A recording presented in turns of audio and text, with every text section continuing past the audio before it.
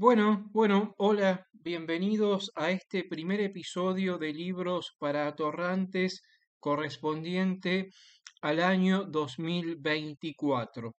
En esta oportunidad, y como siempre decimos, aquí todos los materiales, todos los libros que traemos a reseñar, mm, lo hacemos como para que vos empieces tus primeras lecturas o tu introducción a esos textos.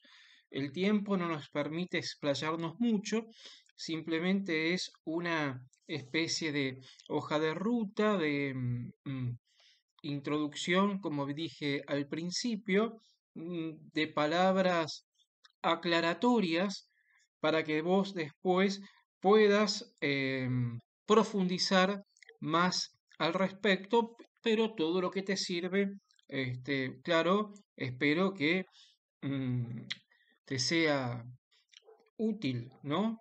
Esa es la intención del canal y de estos videos. Mi nombre es Ariel Garis. Bueno, este primer episodio está dedicado a la filosofía de la historia y a un importantísimo historiador inglés, Arnold Toynbee. Toynbee nació en 1889 en Londres y murió en York en 1975. Era hijo de historiadores, tanto papá como mamá, también sobrino de importantes intelectuales y economistas y gente muy dedicada al estudio de la historia. Su hermana había sido una importantísima arqueóloga e historiadora del arte. Sí, es decir, que la familia Toynbee se desenvolvió siempre tradicionalmente como una familia reconocida socialmente en los ambientes académicos e intelectuales. Toynbee, asimismo, también tuvo hijos que manifestaron una profundidad, una labor intelectual relevante. Ahora, de todos ellos, el autor de La civilización puesta a prueba, el libro que hoy traemos aquí a reseñar, a analizar, a dar esas primeras lecturas o notas aclaratorios, esos apuntes, ¿no? Eh, ha sido el más sobresaliente, ¿no? El más importante. Toynbee, a lo largo de su vida, tuvo, además de los estudios y de la investigación en historia, tuvo un destacado papel en las relaciones internacionales del Reino Unido. Fue director del Real Instituto Inglés para Asuntos Internacionales. Sobre todo, Toynbee participó de las conferencias de paz desarrolladas después de la Primera Guerra Mundial y de la Segunda Guerra Mundial. Eh, Su labor como escritor ha sido monumental, monumental en el sentido de que dejó una prolífica obra, se casó dos veces, tres hijos, es más, pero su labor intelectual, su labor escrituraria, ¿no? Su labor como investigador, libros, artículos, conferencias, incansable. Toynbee realmente es él mismo una biblioteca entera, personificada. Ha tenido fama y justamente lograda de ser un erudito, ¿no? Es un hombre enciclopédico, un hombre que ha tenido una formación memorística, enciclopédica, un erudito, erudito en el sentido de que ha coleccionado tantos conocimientos, pero los ha sabido ¿m? Entrelazar, explicar y por lo tanto su filosofía de la historia ha tenido una gran relevancia, sobre todo a mediados del siglo XX, y un poquito posterior hasta la década del 60, donde Toynbee paulatinamente irá quedando un poquito en desventaja con respecto a otros investigadores, a otros filósofos de la historia, a otros historiadores y reemplazado por otros estudios más fácticos, sí, en el sentido de que tienen en cuenta factores, acontecimientos, hechos reales, fácticos, a la hora de determinar qué es lo más mm, importante y lo que hace a la historia, al devenir de la historia. Ahora sí, ahora dicho esto, vamos a la cuestión en sí. Toynbee, entre los años 30 y 60, escribió su Opus Magnum, su gran obra, que es el estudio de la historia, ¿no? Son 12 volúmenes largos, yo acá tengo uno, dos creo que están. Bueno, son 12 volúmenes, fue la obra de su vida, su opus magnum. En La civilización puesta a prueba es una especie de compendio, de resumen, síntesis de esa magna obra. Ahora bien, se atreve a ir un poquito más allá y a ser un poco más llano, más explicativo. Bueno, a Toynbee lo fascinaba, lo obsesionaron las civilizaciones. Toynbee es el investigador de las grandes civilizaciones. Investigó 16. Bueno, ¿de dónde viene la fascinación de Toynbee por las civilizaciones y por definir qué es una civilización? Viene de una breve estadía en Atenas donde estudió, ¿no? Entonces, estudió en Londres, enseñó en Oxford, también en Londres, estudia en Atenas en su juventud y sus conferencias a nivel internacional en Estados Unidos, artículos y demás. Su obsesión manifestada allí son dos: las civilizaciones, a las cuales define como desafíos de grupos humanos ante novedades que parecen incomprensibles, novedades que pueden ser tanto naturales, geográficas, sociales, novedades en general. Son respuestas de estos grupos humanos ante esas novedades, esos desafíos. ¿Mm?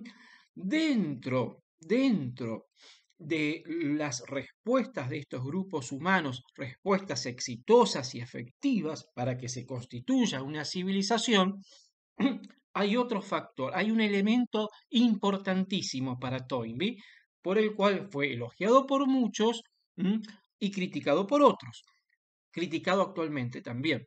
Bueno, que es su otra gran obsesión, la religión, el pensamiento religioso. Podríamos decir lo siguiente, como diciendo una especie de ley, de regla. Ante un pensamiento religioso más complejo de una civilización, mayor será el grado de ciencia, técnica, desarrollo, organización social, política, económica, etcétera, y mayor será el desenvolvimiento y las respuestas a los nuevos desafíos de esas civilizaciones. Para Toynbee, el elemento religioso es fundamental. Claro, acá te preguntarás dos cosas vos. ¿Cómo reaccionaron los positivistas? ¿Cómo reaccionaron los marxistas? Primero los positivistas, los darwinistas sociales, Oswald Spengler, el filósofo de la historia alemán, ¿no? Toynbee le contesta a él, para Spengler, ¿no? Las civilizaciones pueden estudiarse como un organismo biológico, ¿no? Como el cuerpo, como mi cuerpo, ¿no? Entonces, un nacimiento, un desarrollo, un esplendor y una decadencia. Para Toynbee no es necesaria la decadencia, no es necesaria. Los marxistas le van a achacar que no tiene en cuenta los medios de producción, la economía y demás. Toynbee dice no, lo importante aquí, señores, es la cultura y dentro de la cultura, la religión, el elemento religioso, mítico religioso. Eso es fundamental. ¿Y por qué Toynbee tiene esperanza sobre la civilización occidental puesta a prueba? Porque Occidente ha sido influenciado, y esto es indudable, por el cristianismo. Y el cristianismo, ¿m? Dentro de todas las religiones reveladas, Dios sale al encuentro del hombre, sale al encuentro del mundo en su Hijo Jesucristo, revela la palabra, entonces no hay riesgo de decadencia, de declive. Por eso esto de la decadencia de Occidente de Spengler, Toynbee lo toma con pinzas, porque Occidente se va reinventando al ritmo que el cristianismo le va imponiendo, pero no por una imposición del Papa de Roma, de los sacramentos, etcétera, sino de mutuo acuerdo, porque en la historia, cuando aparece el cristianismo, Europa descubre que esa es la fe que se va a aliar a la civilización o a las respuestas a los nuevos desafíos, caída del Imperio Romano, de esa civilización y nacimiento de otra. Todo tiene que ver la religión con el aspecto individual del hombre y también con el aspecto social.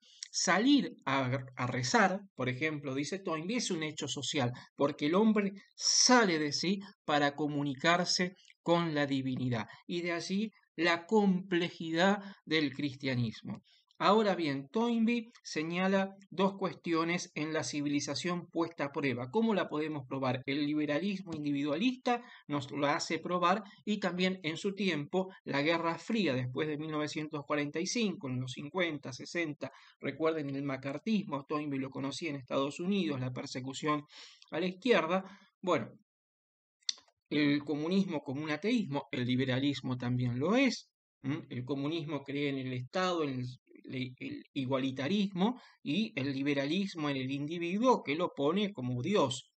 Eso ya no forma parte de la civilización occidental. Toynbee era agnóstico, pero a esto llegó a través del razonamiento y de sus estudios. ¿Cómo define Toynbee al comunismo? Bien, una herejía cristiana. Es, dice literalmente, una página arrancada del gran libro del cristianismo mal leída y mal interpretada. Bueno, se trata entonces de encontrar un cierto equilibrio entre esto de la libertad individual, ¿no? Que todos tenemos derecho y que el cristianismo la ha defendido desde los tiempos medievales, desde Tomás de Aquino, hasta, hasta el siglo XX. Y también se trata de que el hombre vive en una comunidad, como demostró el maestro de Santo Tomás de Aquino, Aristóteles. Esto hace al corazón y a la esencia misma de la civilización occidental. Por eso Toynbee, en este libro, que es una colección de ensayos que se compusieron entre 1947 y 1948 y después se reunieron, ¿no? Nos habla del valor de la historia para el alma humana, del valor de la historia para la comunidad, para una nación, y del valor que tiene la historia para que nuestra civilización occidental no se sienta tan rezagada con respecto a Oriente, ¿no? Y a todo lo que desde allí nos viene y que nosotros aceptamos a veces muy pasivamente. Occidente tiene el cristianismo. Occidente tiene, en estricto sentido, lo va a decir Toynbee, el catolicismo, que lo ve como el gran defensor del cristianismo. ¿eh? Era agnóstico. Esto es por razonamiento, no está haciendo militancia católica. La autoridad, la misa, la tradición, ¿no? Esto que rompe Lutero y la reforma protestante y todos los demás reformadores, Calvino, Zwingli, etc. Roma, el catolicismo, como defensor de esa esencia que es la civilización cristiana, heredera también del mundo helénico y latino. Bueno, espero que te sirva y que te introduzcas en la lectura de Toynbee, las civilizaciones y el elemento religioso esencial. Chao.